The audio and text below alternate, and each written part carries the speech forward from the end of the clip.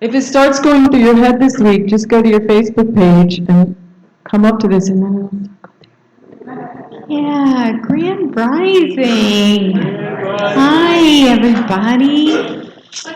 Hi, so many awesome, gorgeous, beautiful people. So, I don't have the slide, so I'm going to look this way. So, our theme for September is Pieces into Peace.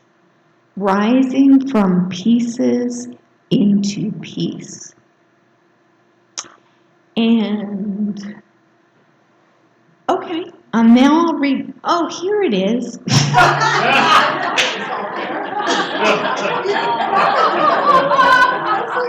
We love you, Jen.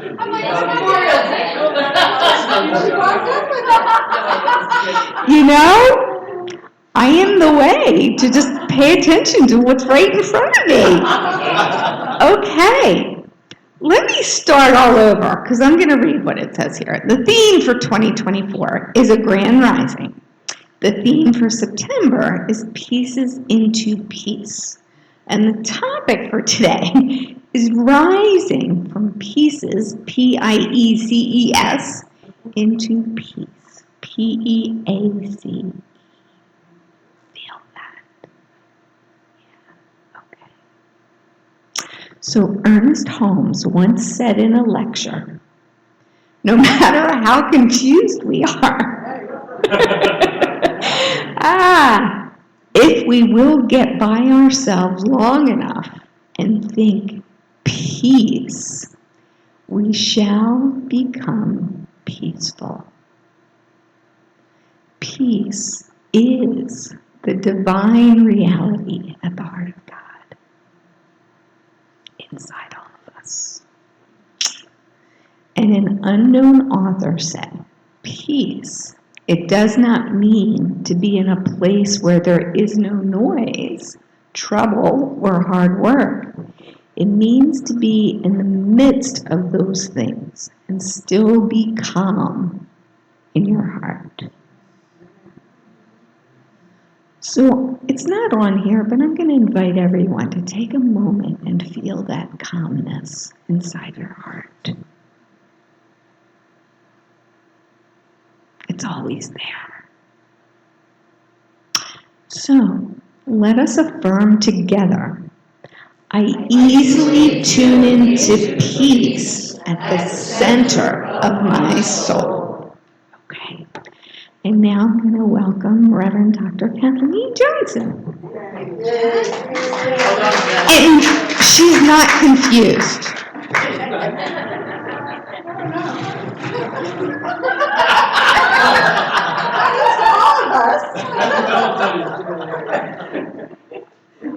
More and more.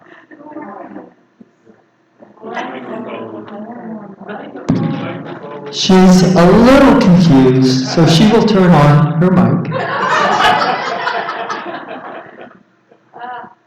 That's an okay kind of Confusion. There we go. So there once was a student who was guided by her practitioner to practice inner peace, to achieve inner peace. And the words of advice were to finish, when you start your spiritual practice, finish what you've started and do so mindfully. And so the student went home and said, maybe I will practice mindful eating. And so she finished an entire pizza, and she finished an entire carton of ice cream, and contemplated and said, yes, I do feel more peaceful.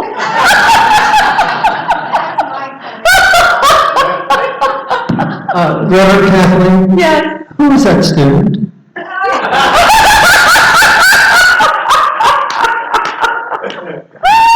Thank you, Dan.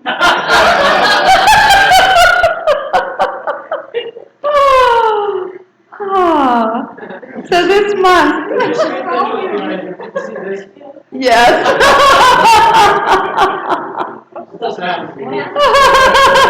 That's only one slice and one, but we're talking about the whole thing anyway. That's what's left. So this month, when we notice that our life is in pieces, and what does that mean to be in pieces? Well, I think if you've been there, you know what that means. It's when we feel scattered, when we are reacting emotionally, when our thoughts are like all over the place, you know, that thing called confusion. This is a great time to tune in to that vibration of peace that passes all understanding, that is available to each and every one of us, whether we realize it or not. And so it's cultivating that inner peace, that peace when we say, I wish this world were more peaceful, I wish we had a peaceful world. Well, my friends, it begins within us. And those of us who've been in this practice a long time understand that very deeply. As we cultivate that inner state of peace, that peace that passes all understanding, that peace that is able to be a calm center in the storm. I think about the eye of the hurricane, you know, where it's very, very calm, and while everything else is like tumultuous all around. Being that center of peace is truly what is necessary for the transformation of the world, because of that law of correspondence. As within, so without. And there is this thing called a tipping point when there are enough of us on the planet who have cultivated that state of peace, that things start shifting and changing. And we've seen that over time as humanity continues to evolve. So each one of you is vital. Each one of us is vital to this thing called world peace. And it begins within, and that's the good news, because we are in charge of what's going on within us, and we can do something about it. I have a beautiful teaching story that illustrates what this thing called inner peace is like. So there once was a king who decided to award a prize to the artist who would offer the best work of art that depicted peace, best representation of peace. So the great master artists from all around painted and then gathered their best paintings, their best pieces of art, and brought them to be displayed by the public, and the kingdom circulated and looked at all the different works of art, and there was one that really stood out for them, and it was this beautiful mountain with blue skies and a few puffy clouds that was reflecting in this clear lake, and they were sure that this was going to be the prize winner. And when the prize was announced by the king, everybody was shocked, because the one that he chose was one where the sky was angry and the lightning was you could see lightning in the sky, and the water was just pouring down the mountain. It was a mountain, but the water was pouring down the mountain. And they're like, what? What is he talking about? And then it was pointed out to them that if they looked very closely, there, on the top of a little bush that was growing out of a crack, was a bird sitting in her nest, totally serene.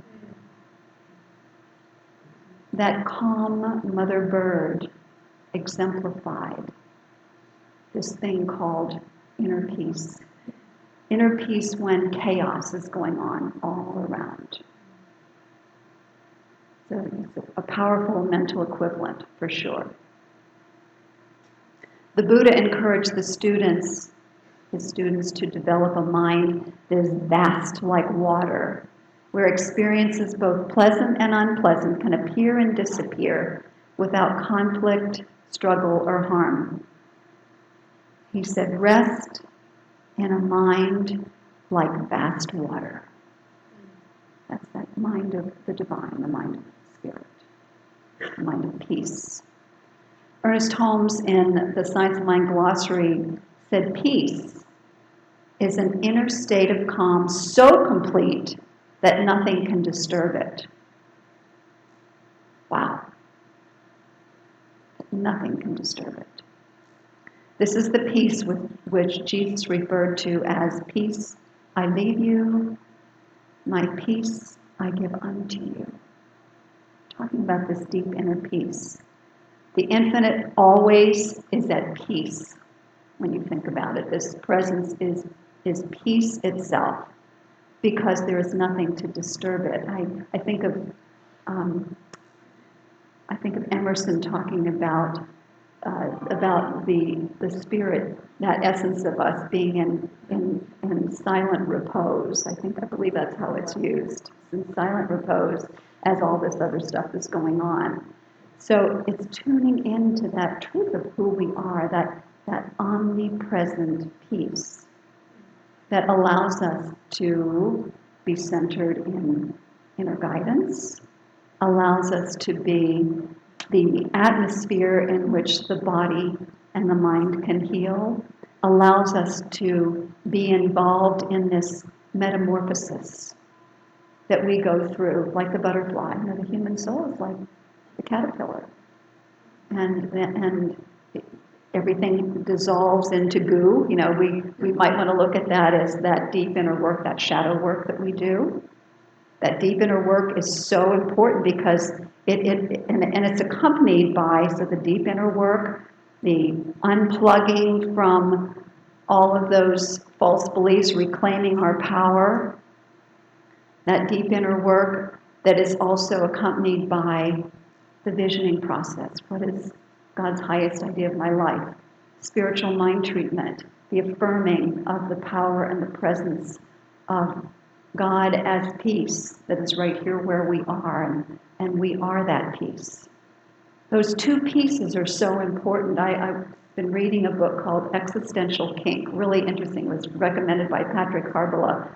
And it talks about this idea of there are two pieces, two really important aspects of this spiritual path. And the first is the dissolution. That's what the caterpillar does inside the cocoon, the dissolution of the old form. And that's that all that stuff in the subconscious mind that is hooked into separation and fear and so on. And then the coagulation, or the coming together of that spiritual truth, the emergence of the butterfly self. The self that is able to be in that state of calm in the midst of a storm. Everybody with me? Okay, so I think it's pretty evident now how we move from pieces, being in pieces, to being in peace. It's our spiritual practices. It's the things that we're dedicated to, and it's staying committed to them. It's understanding that we have resources available to us, practitioners, myself as a minister, to connect with and receive support from. We have classes.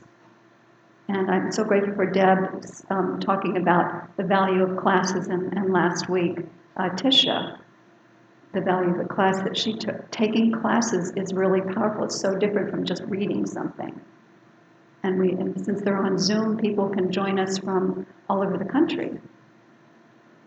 So these two things, this shadow work and this casting a new vision for our lives, catching a new vision, I should say, for our lives, speaking words of truth. These two aspects are so important to our process in order to emerge as the butterfly self that we are in truth.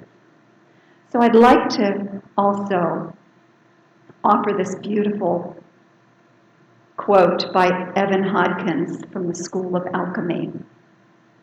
Prayerful people are ambassadors of tranquility and agents of glimmering hope. Prayer has marinated them in serenity. Marinated in serenity. Not merely peace as a cessation of conflict, but an earthly whiff of the breath of heaven, an earthly wick of the breath of heaven. Goes on to say that about prayerful people is that they are a brilliant circulation of winsome warm-heartedness. And prayer, I love this image, listen to this.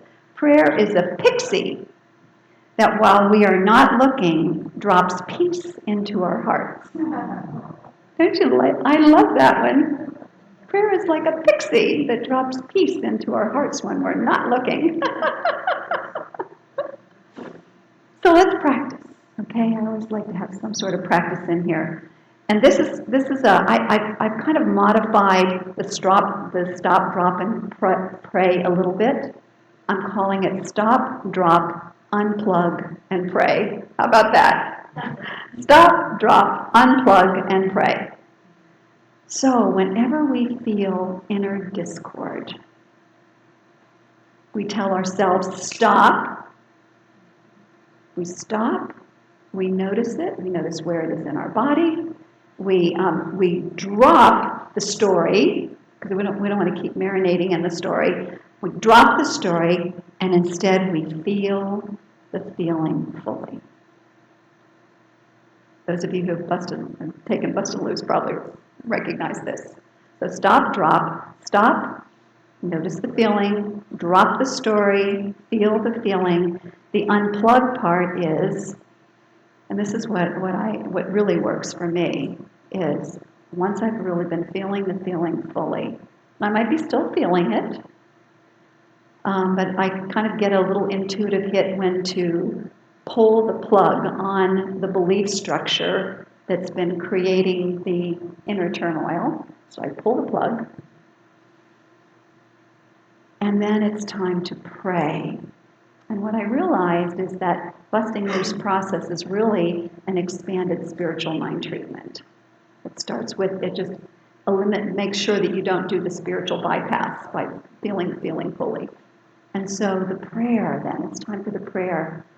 And in this moment, it's about peace. So the omnipresent peace of the divine is my truth right here and right now. I am the infinite power and presence of peace. I am the infinite power and presence of peace. And then there's this beautiful prayer by Ernest Holmes. He said, I am surrounded by peace. I am immersed in peace. There is nothing but peace. Peace, deep, calm, undisturbed. And then I added in an appreciation at the end. I appreciate this opportunity to return to peace. And then feel the peace running through us. So now, let's put it into practice in your own life. Close your eyes, turn within, and tune into any little bit of frustration, overwhelm, anger, anything that still might be lurking in your awareness. We're going to use this feeling of discord as an opportunity to grow. This is the shadow work that we're doing now, feeling the feeling. So we're stopped, we're feeling the feeling, dropping the story, drop the story, feel the feeling fully.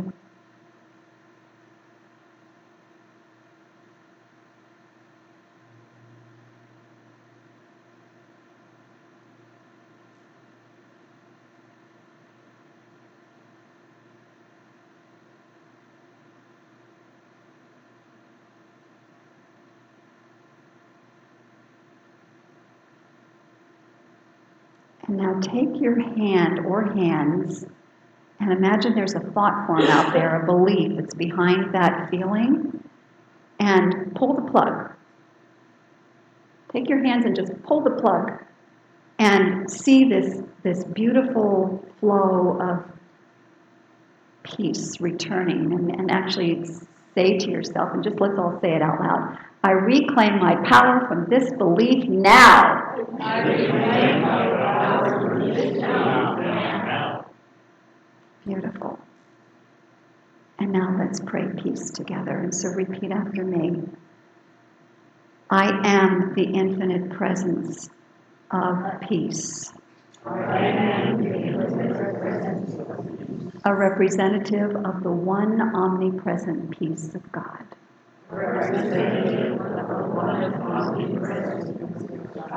I breathe peace. Breathe it. Take a moment. Breathe peace. I am surrounded by peace. I am immersed in peace. There is nothing but peace. Peace. Deep. Calm. Undisturbed. I appreciate this opportunity to return to peace.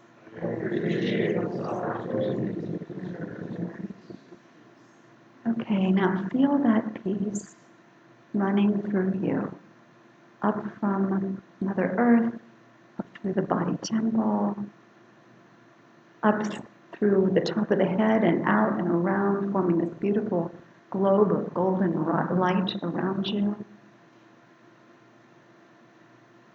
And then feel that glorious white light of divine consciousness pouring down through the top of the head into the entire body temple, illuminating, lighting it up, cleansing, clearing it, and rushing down through the bottoms of your feet, forming these deep roots going in many directions and straight down, rooting you completely and totally in this beautiful energy, peace. Feel the peace.